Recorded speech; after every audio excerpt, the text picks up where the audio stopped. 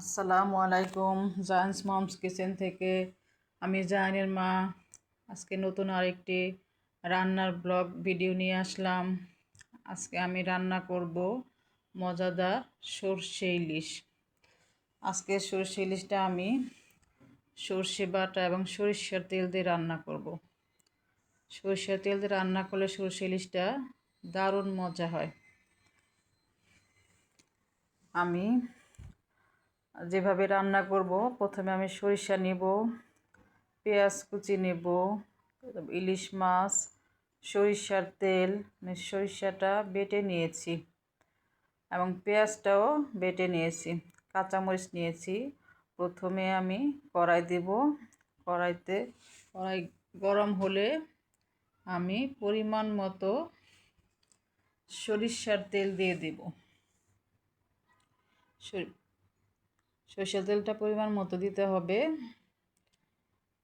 তেলটা একটু গরম হওয়ার পরে আমি তেলের মধ্যে পেঁয়াজ বাটা দিয়ে দিব।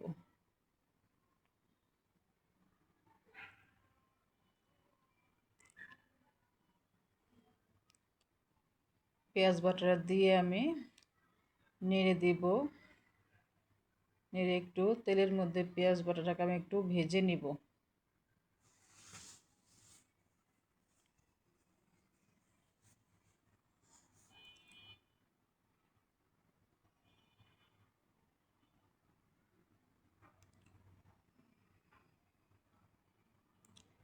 আমি বারে বারে নেড়ে চেড়ে আমি পেঁয়াজটাকে ভেজে নিচ্ছি। সরিষার তেল আর পেঁয়াজ বাটা সুন্দর একটা সুঘ্রাণ বের হয়েছে। একটু বারে বারে নেড়ে চেড়ে ভেজে নিতে হবে।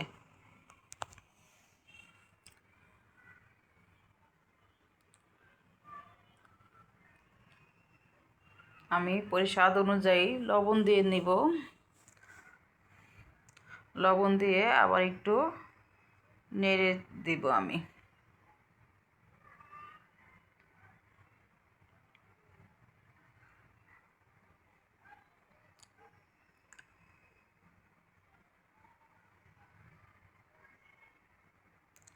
লবণ আর পেঁয়াজ বাটাটা একটু ভাজা হচ্ছে, একটু বারে বারে নেড়ে দিতে হবে।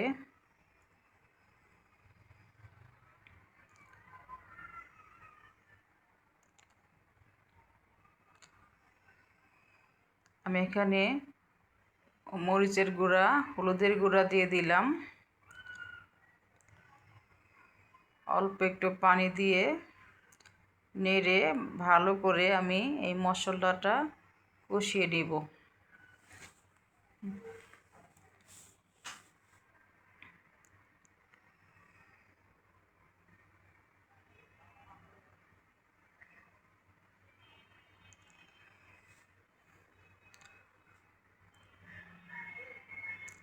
মশলাটা একটু সময় নিয়ে বারে বারে নেড়ে চেড়ে এটাকে কষিয়ে নিতে হবে।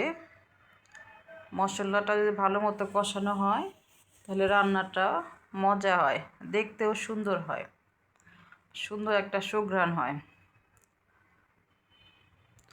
আমি মশলাটা কষিয়ে নিচ্ছি এবং যে পানিটা দিয়েছি পানিটা শুকিয়ে নিচ্ছি।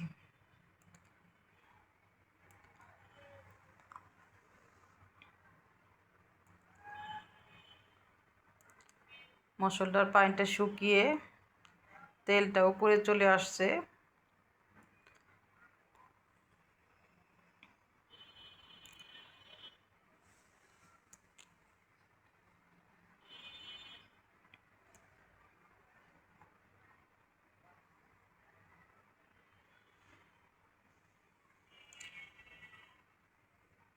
ভালো করে আমি মশলাটা কষিয়ে নিলাম।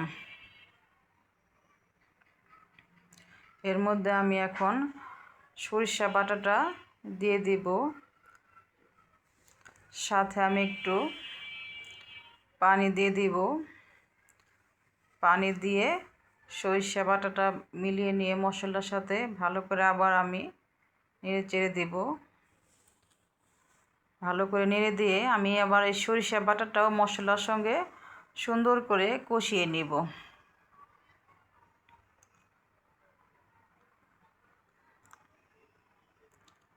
সুন্দর একটা স্মেল বের হয়েছে।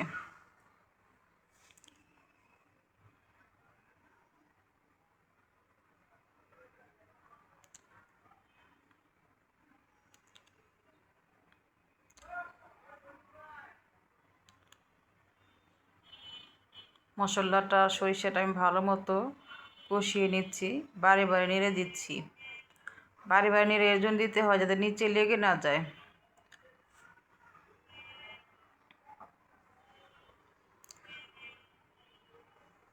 মশলাটা কষানো হয়ে গেলে পানিটা শুকিয়ে যাবে, তেলটা উপরে চলে আসবে। তখন বুঝতে পারবো যে মশলাটা কষানো হয়েছে, কালারটাও সুন্দর আসবে। আমি এখানে কোনো আদা রসুন ব্যবহার করি নাই। ইলিশ মাছ তো সরিষার একটা সুন্দর একটা বাসনা থাকবে এবং ইলিশ মাছের সুন্দর বাসনা আসে, এজন্য আদা রসুনের আর প্রয়োজন নাই। সরিষা এবং আদা রসুন দিয়ে এই সরিষা এবং ইলিশ মাছ দিয়েই এই রান্নাটা হবে এবং ভীষণ সুস্বাদু হবে।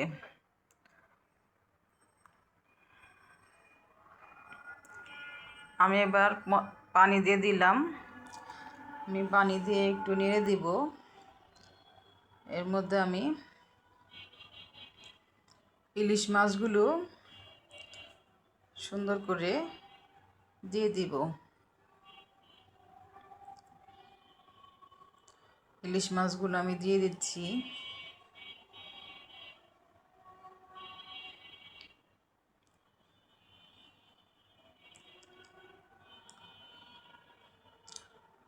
পদ্মার ইলিশ ভীষণ মজা। ইলিশ মাছগুলো দিয়ে দিলাম। আর একটু পানি দিয়ে দিলাম।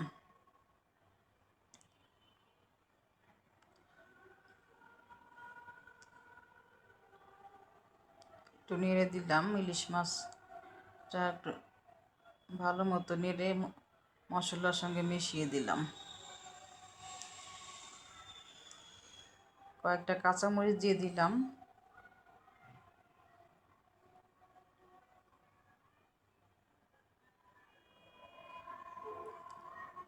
এখন আমি এটাকে রান্না করে নেব।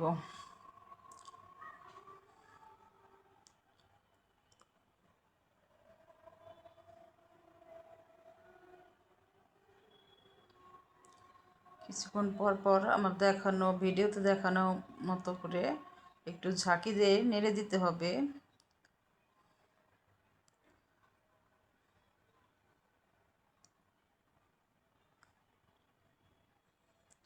আলতোভাবে মাছটাকে নেড়ে দিতে হবে এমনভাবে যাতে মাছটা ভেঙে না যায়।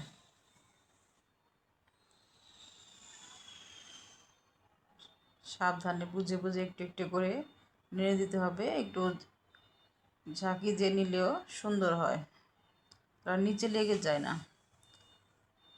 আমার রান্নাটা প্রায় হয়ে আসছে।